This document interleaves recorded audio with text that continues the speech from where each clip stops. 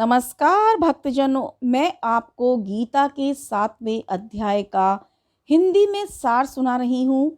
श्री कृष्ण भगवान बोले, हे पार्थ, मुझ में मन लगाकर मेरे ही आश्रय होकर योगाभ्यास करते हुए मेरे स्वरूप का संशय रहित पूर्ण ज्ञान होगा। सो सुनो, वह पूर्ण ज्ञान मैं तुम्हें सुनाता हूँ, जिसके जानने से तुमको इस लोक में और कुछ भी जानना शेष नहीं रहेगा। सहस्त्रों मनुष्यों में से कोई एक सिद्धि प्राप्ति के लिए यत्न करता है। उन यत्न करने वाले सिद्धों में से भी कोई एक ही मुझे ठीक जान पाता है। पृथ्वी, जल, अग्नि, वायु, आकाश, मन, बुद्धि और अहंकार, ये 8 प्रकार की मेरी माया है।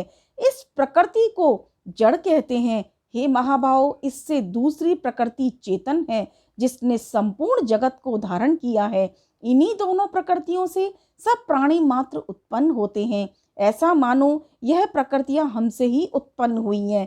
इस प्रकार जगत की उत्पत्ति और प्रलय का कारण मैं ही हूँ। हे धनंजय, धागों में जिस प्रकार मणि पिरोई जाती है, उसी भांति यह संसार मुझ में ही गुथा हुआ है। मुझसे परे और कुछ भी नहीं है। हे कुंती पुत्र, जल में रस मैं ही हूँ, चंद्रमा और सूर्य में प्रभा मैं ही हूँ, सब वेदों में प्रणव मैं ही हूँ, आकाश में शब्द तथा पुरुषों में पौरुष मैं ही हूँ। हे अर्जुन, पृथ्वी में जो सुगंध है तथा अग्नि में तेज मैं ही हूँ। हे पार्थ प्राण, संपूर्ण प्राणियों में सनातन बीज रूप मुझको ही जानना। बुद्धिमानों में बुद्धि रूप और तेजस्वियों में तेज मैं ही हूँ। हे अर्जुन, काम और रोग रहित बलवान पुरुषों में बल और पुरुषों में धर्म के विरुद्ध न जानने वाला कर्म मैं ही हूँ। जितने सात्विक, राजस और तामस प्रधान हैं, वे सब मुझसे ही उत्पन्न हुए हैं, परंतु उनमें मैं नहीं रहता। ये सब मुझमें हैं। सत्य, रज, तम, ये तीनों गुणों के प्रभाव से यह सारा संसार मोहित रहता है। इस कारण यह इससे परे मुझ अवयव परमात्मा को नहीं जानता। मेरा यह गुणमयी और दिव्य माया अत्यंत दुष्कर है। जो मनुष्य अनन्य भाव से भजते हैं, वे इस माया को पार कर जाते हैं। जो पापी, मूढ़, नराधम, जिनने माया का ज्ञान हर लिया है और आसुरी भाव ग्रहण कर लिए हैं, मुझको नहीं पाते। हे भारत श्रेष्ठ, अर्जुन, 4 प्रकार के जीव मुझको भजते हैं: दुखिया, जिज्ञासु, ऐश्वर्य की कामना करने वाला और ज्ञानी। जिनमें मुझे सदा एकाग्र चित्त और केवल मेरी भक्ति करने वाला ज्ञानी पुरुष श्रेष्ठ लगते हैं, क्योंकि मैं ज्ञानी को अत्यंत प्रिय हूँ, वह मुझको प्रिय है। यद्यपि ये सभी भक्त श्रेष्ठ हैं, तथापि ज्ञानी तो मेरी आत्मा ही है, क्योंकि वह मुझ में ही मन लगाकर मुझको ही सर्वोत्तम गति मान मेरा ही आश्रय ग्रहण करता है।